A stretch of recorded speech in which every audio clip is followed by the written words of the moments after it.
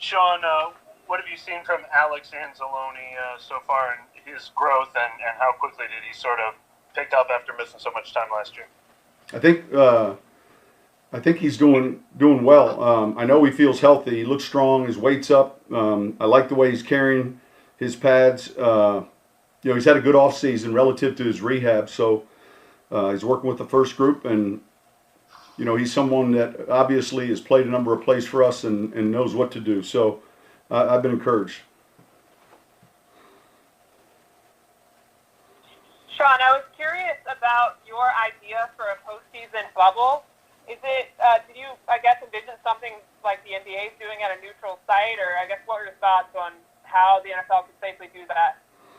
No, it was a little bit more, look, I made the comment, when this season comes to an end, if everyone just followed the protocol right now, gradually as you get into games that they're all meaningful, but as you get into games that have playoff implications, or when you get into the playoffs, teams will ramp up and elevate just their accountability to each other, and so it wouldn't be a neutral site thing. It's just the idea of really sequestering yourselves in hotels, away from family members, away from all the things that possibly could infect somebody, and nobody's going to want to miss a game period, but nonetheless, or certainly a playoff game or an NFC or AFC championship game or a Super Bowl. I think you're going to see teams do that on their own, and so it's just the discussion of entering the postseason and then really eliminating all the specific little things that could possibly transmit a virus, and we know that that's pretty easy. Sean, with a couple of team practices under your belt so far, have you seen anything that's stood out to you, or some things you want to see a little bit better or worse or anything? Well, look, we're just needing to get a lot of these competitive periods because they're going to have to some degree take the place of some of the preseason snaps that young players have a chance to turn heads or make an impression. So every day we're in periods or having periods with a live element to them that matter, because that's part of the evaluation. And if you're a younger player trying to make a roster, you've got to somehow or another, you got to make sure they know who your name is, and so we've got to give them those opportunities, and we've got to embrace that competition.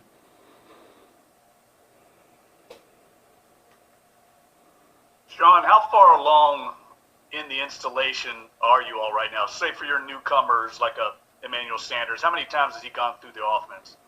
So look, we're on the third go round, if you will, and today was an emphasis on third down. There's install days, and we've had a chance during the walkthroughs to get into the heavy part of the installation, and then when we went to helmets and the spider shells, we had a chance to kind of begin again, and so today was a big third down emphasis, and we'll continue to keep moving with the teaching progression.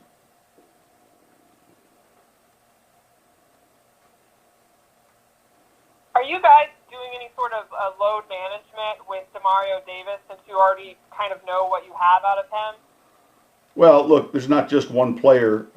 We look at the roster, and we make sure we're being smart about the repetitions. So each day we talk about it the night before, and there's certain players that will be a little bit mindful for, whether they're coming off an injury or whether it's something that's more experience or age related. Sean, are you going to be able to bring in officials and kind of set up some competitive game-like situations of practice? Yeah, look, we'll be able to set up competitive situations, and we'll be able to set up scrimmage situations. What we have to do relative to the officiating, we might have to be a little bit more creative, but we're not going to have a problem, creating a competitive game-like environment, though. Sean, relative to the installs, are you where you would be on a typical year, or has this been different? Has that changed, or is this about where you expected it? I think it would be a little bit different. Look, we would have just finished playing our first preseason game. We'd be preparing for our second preseason game, today being a Thursday. Yeah, so I don't know that we're all the way in where we practice goal line, full pads, where we've done some of these other things. They're coming. But I'd say we'd be a tick off from where we would be in a normal training camp environment. Sean, are you worried about tackling because of the lack of preseason games? Yeah, listen, Jeff, we're gonna have to have periods, and we will, where we're live and we're tackling runners, receivers, tight ends, and we're gonna have to create those scrimmage-like environments, and those are coming up. But yes, that's something that certainly is an important part of the game. Sean, on those same lines, when it comes to special teams, is that something you'll have to do a lot differently this year? Well, look, we're going to have to evaluate closely these special team periods. Today we had a competitive live punt period where we're covering a punt. We were working, competitively outside, hold up guys versus gunners. We were working inside, and really getting a good chance to evaluate our guys. And those reps, we just finished talking about it. Those reps, every one of them are being evaluated. And it gets back to that saying where, if they don't know your name now, you got to make sure they find a way to know who you are.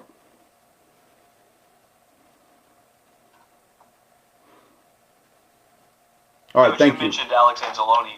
Go ahead. Is there anyone else that you'd be willing to mention by name that has kind of stood out in practices so far? Look, there's been a handful of guys that I think, are competing and obviously some of our veteran players that we know. And yet there's been some good glimpses of young players. We've got a lot of guys taking reps at receiver. We've got some young defensive linemen that I think have stood out. Trey Hendrickson's done a good job in the kicking game. We've seen a number of snaps from him. I think, look, we're on the right track. We've got a lot of work to do, but I thought we got better this morning. All right, thank you.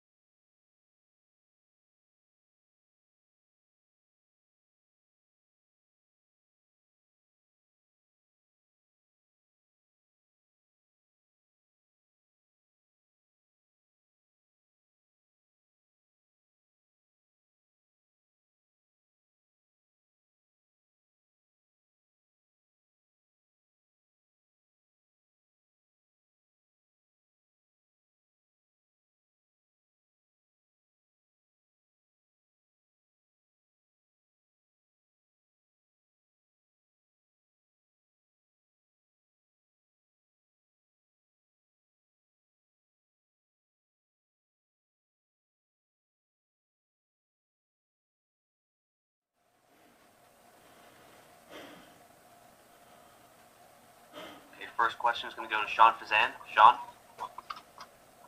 Hey, Ty, I'm just curious, how's it gone for you just settling into this new offense? It appears you kind of caught on quickly here. It's good. Offense is, I don't know how to put it. It's a fun offense. We're everywhere, doing everything. Doesn't matter who you are. Like the way it seems, Coach Payton, Coach Pete, and the guys, they just try to put guys in positions to win one-on-one battles, and obviously we got great quarterbacks throwing the ball, so offense is a lot of fun. It's going well. Next question is from John DeShazer. How have you found the competitiveness so far? It seemed you guys were we're talking a little bit today, both units, back and forth, but it seems the competitiveness seems to be inching higher and higher. Yeah, it is, and I like it like that. Very competitive atmosphere. Guys are just trying to, like I said, just trying to win the one-on-one battles, just competing every single day, because that's what it comes down to on Sundays, whether it's man covers, zone covers. You got to beat the guy. So boys out here really competing, even on special teams. You get one rep at it, and you got to win. So very competitive atmosphere. Questions from Jeff Duncan. Hi, I'm curious. What's the vision for your role? I mean, you're going to be assumed a very versatile chess piece here. How much are you spending time at running back? How much are you split out wide at receiver? Can you kind of give us an idea of where you think you're going to be playing? I'm spending a lot of time with the running backs right now, but I'm ready to do whatever. Like we've seen in the past. With AK, Mark, Latavius, anybody really, backs are asked to even be crucial in the passing game as well, just with the many routes that we've seen the backs run on film over the years. So it really doesn't matter where they put me.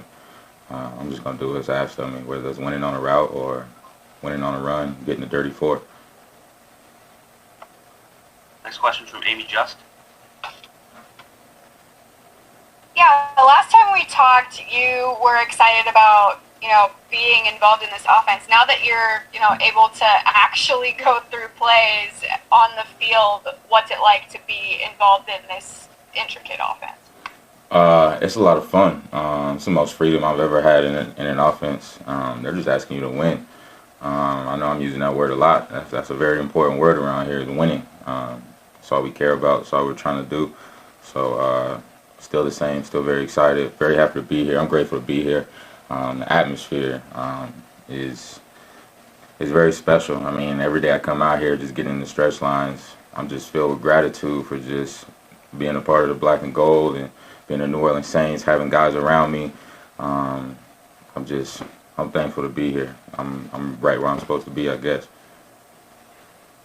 Next question is from John DeShazer. Yeah, Ty, I know you said you were excited to join the team initially, but what made you confident that you'd be able to carve out a niche into what they do or what you're able to do, your specific talents? That's just who I am. I'm confident in myself no matter where I go. I don't mean any arrogance by it. Doesn't matter who I'm playing for. Doesn't matter where I'm at. I'm confident in my abilities, and at the end of the day, it's up to the people making the decisions. I'm going to do my very best, and it's up to whatever plans God has for me. And right now, it's right here in this moment talking to you guys, and we'll see what's in store for me tomorrow, but I'm just confident in my abilities regardless. This question is from Jeff Duncan. And Ty, you've played with some great quarterbacks in your career. What are your early impressions of Drew Brees? Shoot, man. He's got a great aura about him. There's no question as to why he's been as successful as he has, and he's been in the league for so long. He has a knack for where to put the ball, where to throw it, when to throw it, seeing the defenses, calling the plays, switching the plays up. It doesn't matter. He's a very special guy. Obviously, I believe like probably the most accurate quarterback I keep hearing in his time. So it's very special. I've been blessed to play with some really good guys, but Drew Brees is very, very special. Great guy as well. At the end of the day, great guy. Next question is from Brett Martell. Hey, it's Brett Martell with Associated Press. We've noticed you getting quite a few touches in the first 3 practices we've been able to see, and I'm wondering how much you think that is, a product of, that's by design because they want to evaluate and see what you can do because you're new, and to what extent do you feel like it's just quickly developing a rapport and chemistry with the quarterbacks and kind of grasping the concepts? I don't know, really. That's above my pay grade, and the Bible says don't search matters too deep. So I don't know, honestly. I can't answer that question. But whenever my number's called, I'm doing my best, stay in my playbook, know what to do, and just give it everything I got. And just having fun out there playing ball. I'm appreciate whatever opportunities I'm getting. Last question is for Amy Just. Yeah, you've been in the league for a while, played in several preseason games. How detrimental is it, not necessarily just for you, but for other guys who are trying to crack the 53, that you don't have that game opportunity this season? You just got to go out here and practice every single day and show what you can do. It's one of the positive things about being here. It's such a competitive atmosphere that, shoot, man, some periods we're not even live, and you got guys going to the ground and getting tackled and breaking tackles. So, it's tough on guys not having that opportunity. I know how important preseason is, but at the end of the day, it's out of my control. I'm not searching that too deep. I really don't care. I'm just here to do my job.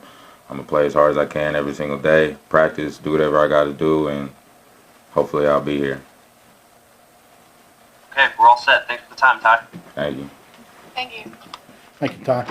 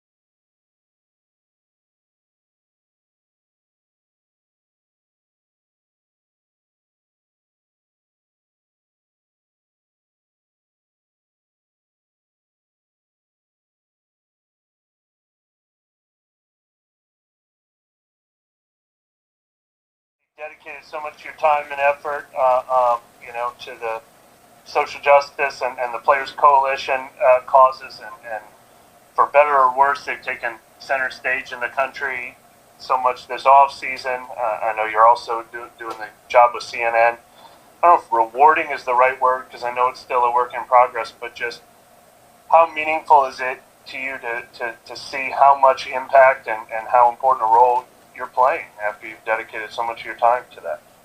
Yeah, I mean, I think, where we are right now as a country, as a league and peers and players, I'm definitely proud of kind of being a part of that initial groundwork, but I'm also energized because of how many other people have obviously joined kind of this movement and fight for social justice and demanding that things change significantly and rapidly. And so, myself and a lot of other people sacrificed a lot to kind of lay that groundwork, and it really stood on the shoulders that came before us.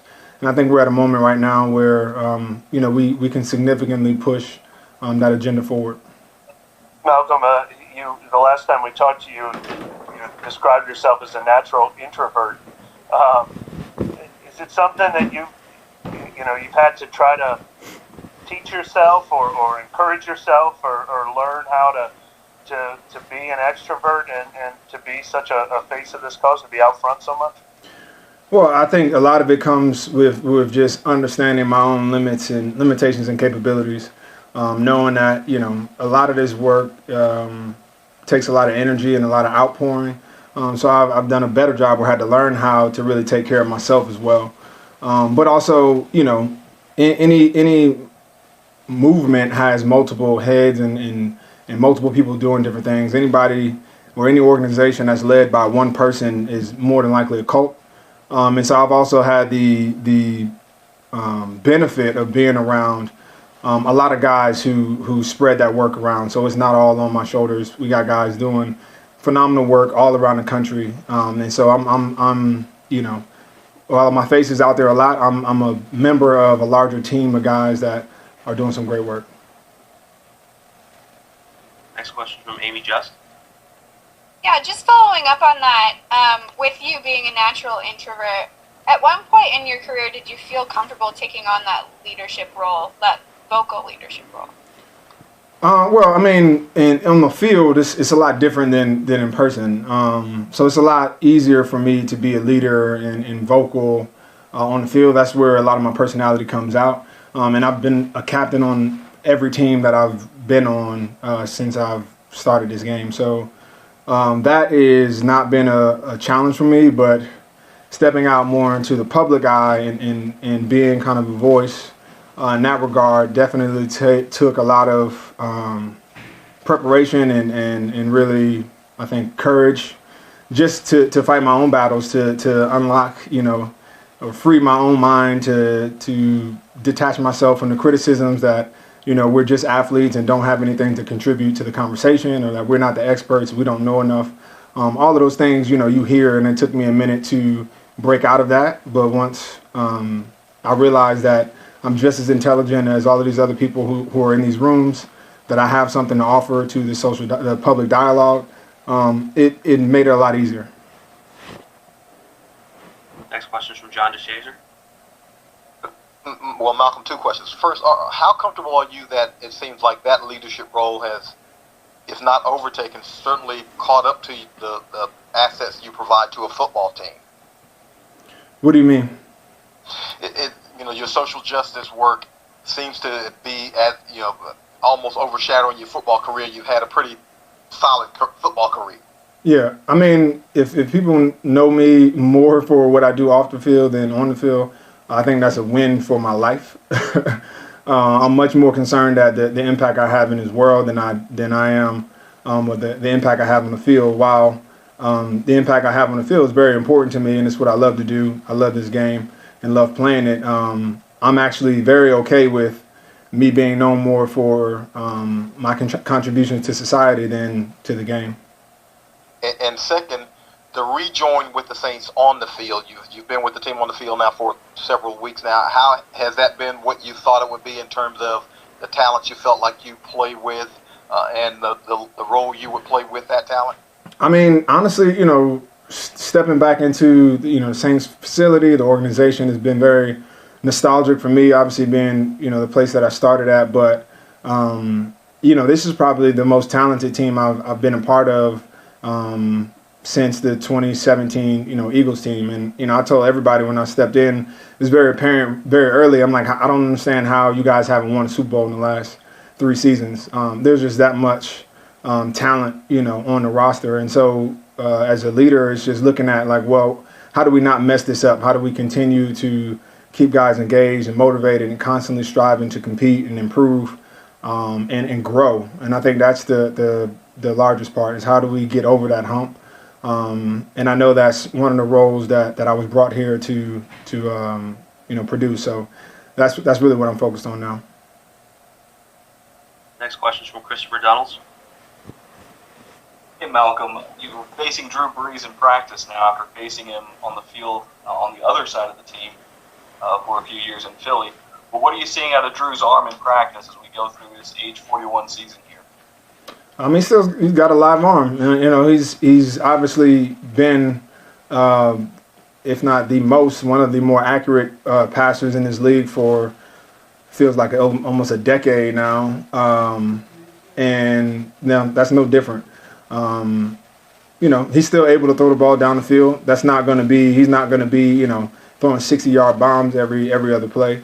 But his accuracy is his cornerstone, and his ability to make smart decisions to take care of the football better than almost any quarterback out there is how he's made a living in this league. And I don't see any difference even at his age right now. Next question is for Mike Triplett. Malcolm, how has the relationship with Drew evolved off the field? Obviously, that was is that something that's going to be ongoing, that continues to need to be healed, or is that something you feel like you guys really hashed out and got past already? Well, I feel like me and Drew were friends long before 2020, and obviously the dialogue that he and I had to have publicly, but also privately, I think was important for the country to do and important for us to do. And I think that even moving past that moment, it's going to be ongoing. But as far as a friendship and the willingness for both of us to engage in that dialogue has been cooperative and been encouraging. Do you think that's a hurdle this team needs to overcome, or you think the way everybody responded in the days after that was a positive that will actually kind of make this team stronger? Yeah, no, I think if anything, the team is probably closer forward because we've had to have those tough conversations, and oftentimes those adversities or those intimate kind of engagements bring people closer, and I think this is no exception. Next question is for Amy Just. Yeah, with this being atypical off-season and then atypical training camp, have y'all had a moment yet on the field where you feel like things have clicked, even though you've only had 3 full pads practices and some walkthroughs and stuff before that? Yeah, I think defensively we're really excited about the last few days that we've had. Guys have been playing very complimentary, been getting around the ball a lot. The rush is complementing the coverage and vice versa. So I think there are some encouraging, we're headed in an encouraging direction, but obviously a lot of time between now and week 1. So the goal is just getting better every day, but I do think that how far we've come so far is where we want to be. Next question is for Jeff Duncan. Hey, Malcolm, this is your second go-round with the team, as you alluded to earlier.